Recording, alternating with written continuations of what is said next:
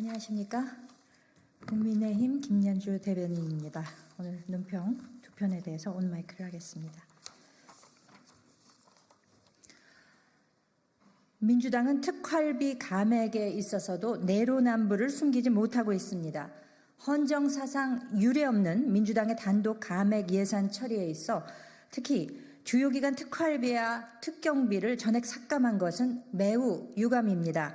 야당은 대통령실과 검찰, 경찰, 감사원 등의 특수활동비와 특정 업무 경비를 모두 없앴는데 기밀이 요구되는 정보 및 사건 수사나 조사에 실무자들이 사용하는 돈을 몽땅 잘라낸다는 것이 어디 말이나 되는 일입니까? 그런데 이 국면에서도 민주당의 내로남불 DNA는 여전하다는 것을 확인할 수 있습니다. 왜냐하면 민생과 연관된 사정기관의 특활비 등은 삭감하면서도 국회목 특활비와 특경비 195억여 원은 그대로 예결위를 통과했기 때문입니다.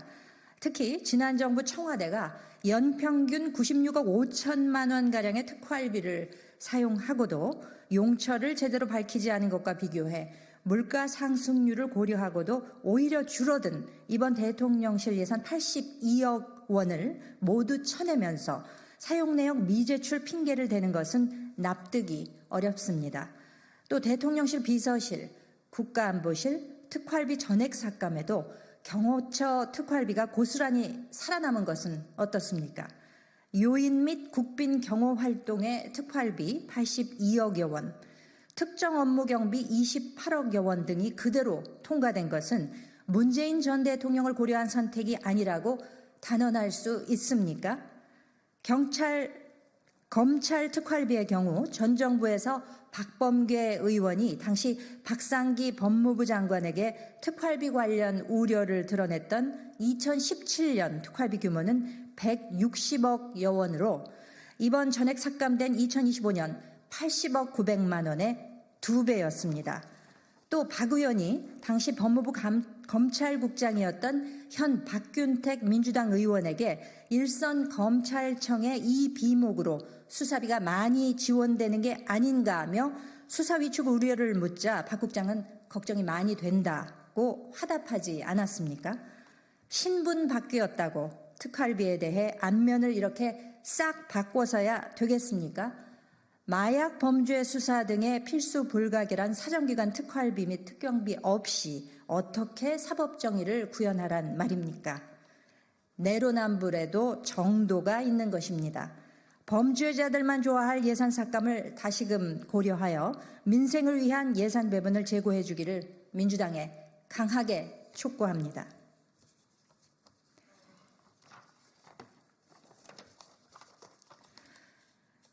당대표 방탄도 모자라 이제는 동료 의원까지 셀프 사면하겠다는 민주당. 방탄 입법의 끝은 도대체 어디입니까? 민주당 방탄 입법의 끝을 알 수 없습니다. 지난달 중순 민주당 박희승 의원이 허위사실 공표죄 삭제와 피선거권 제한 벌금 기준을 상향하는 이재명 맞춤형 공직선거법 개정안을 낸 것은 시작에 불과했습니다.